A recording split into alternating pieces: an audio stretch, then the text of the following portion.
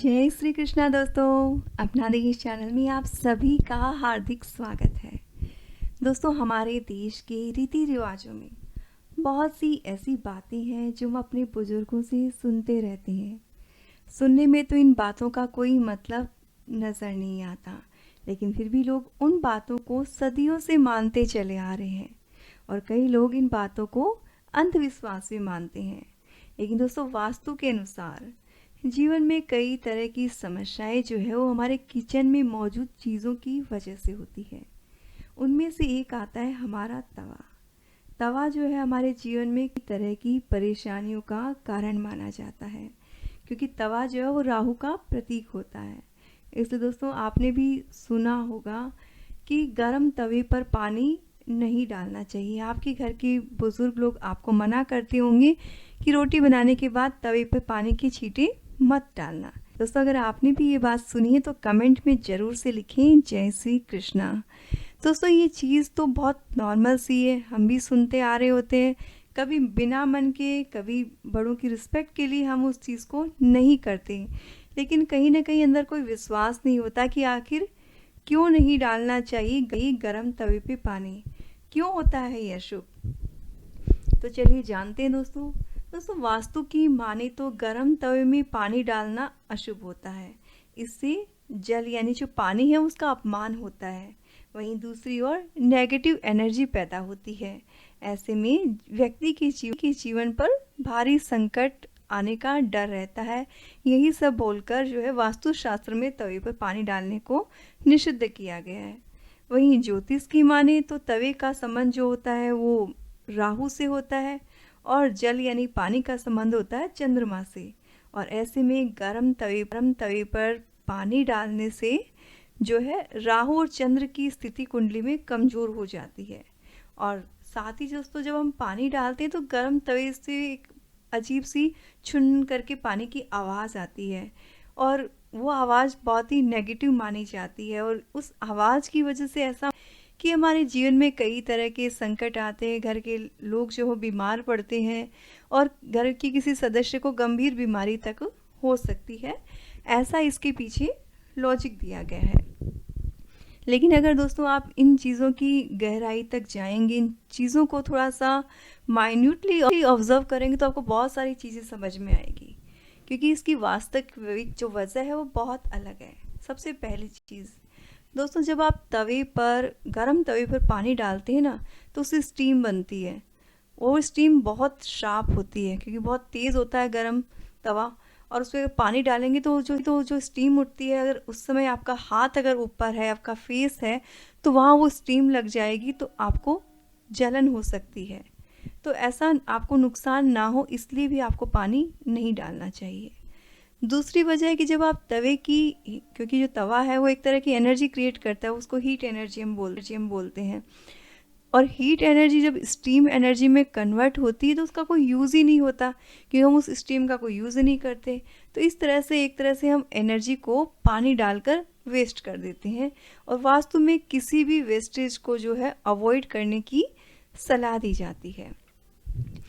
इसके साथ ही तीसरी वजह ये आती है कि जब तवा जो होता है ना वो लोहे का होता है और गर्म तवे पर जब हम पानी डालते हैं तो उसकी वजह से जो तवे का आउटर सरफेस है, जो ऊपर की कोटिंग है, कवरेज जो है वो डैमेज होती है। साथ ही क्योंकि तवा लोहे का है तो जंग आने का भी डर रहता है। आपने कभी भी गर्म तवे पर पानी का इस्तेमाल नहीं करना चाहिए।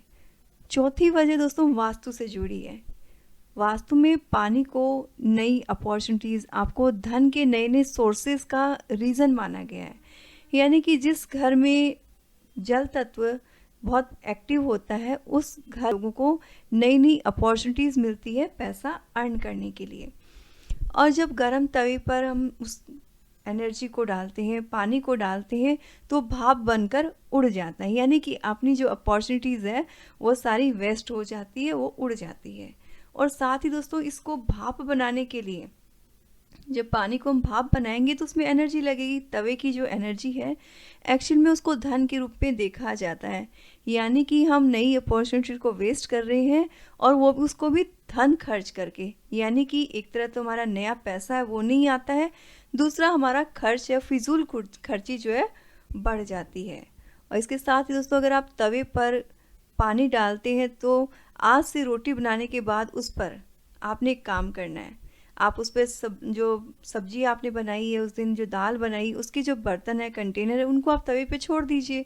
तो उससे क्या होगा, तवे की एनर्जी खाने को गर्म करने के लिए यूटिलाइज हो जाएगी।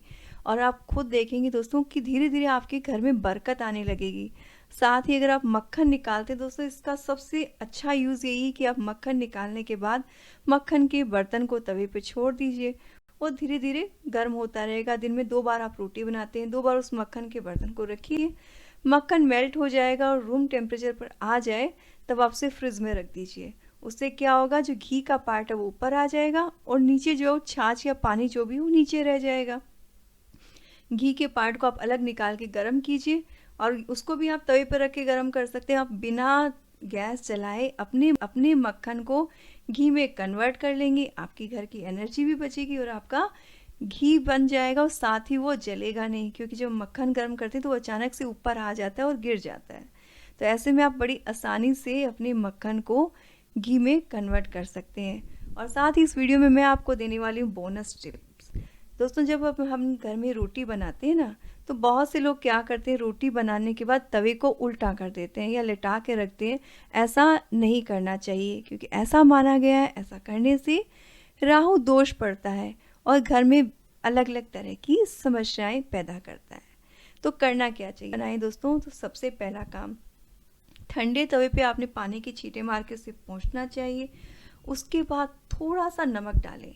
दरअसल नमक को माँ लक्ष्मी का रूप माना जाता है और ऐसा करने से कभी भी घर में अन्न धन की कमी नहीं रहेगी। इसलिए आप भी जब भी रोटी बनाएं, तवे को पानी से पोंछें और उसके बाद में थोड़ा सा नमक आपने तवे पे डालना और फर्स्ट रोटी जो है वो उसके ऊपर डाल देनी है और फिर उस रोटी की हेल्प से आपने तवे को स्क्रब कर देना है।